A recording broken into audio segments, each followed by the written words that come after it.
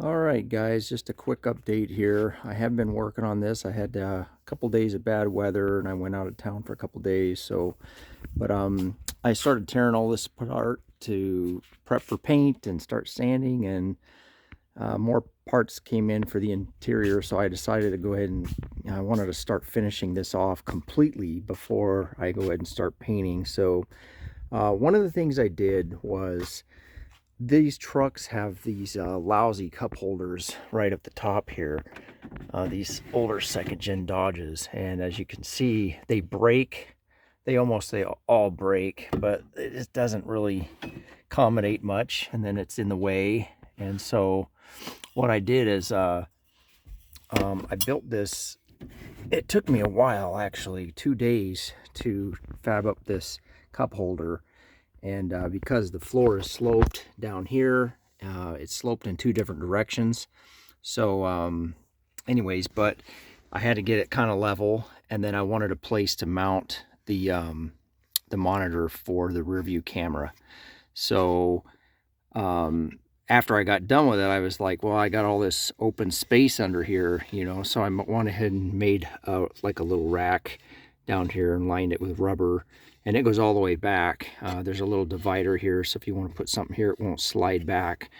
But it turned out pretty good. I'll show you the cup holder itself. I went to the junkyard, and this is kind of what I was looking for. These are out of an early model, like Chevy, like early 2000s, a Chevy pickup. So I went with the smaller one because I had the four-wheel drive selector. I didn't want it to hit. So let me come around the other side. I'm going to show you.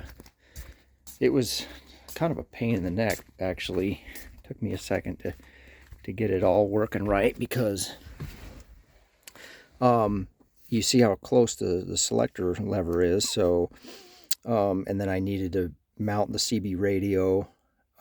These are important, I think, for traveling.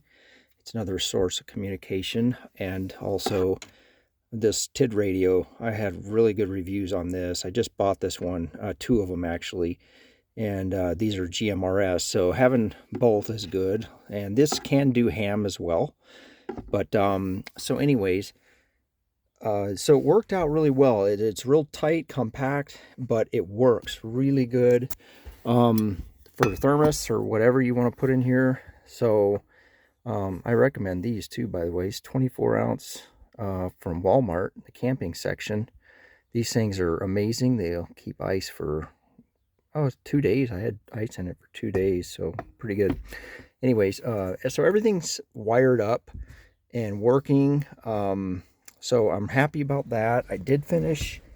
Let me get out of this. Oh, I wanted to show you one thing.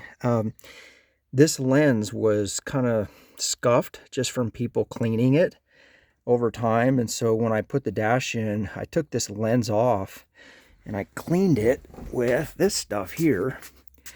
I bought this for the truck camper because it has acrylic windows, this Novus. It's a 3-stage process.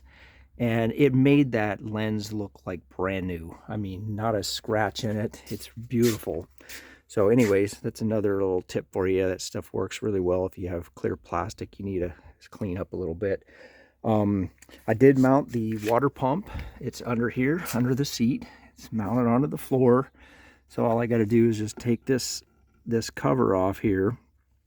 And then what I do is I have a hose that I made up here. This is a marine grade hose, so it'll attach there and then it'll come out, and then I'll be able to fill the truck camper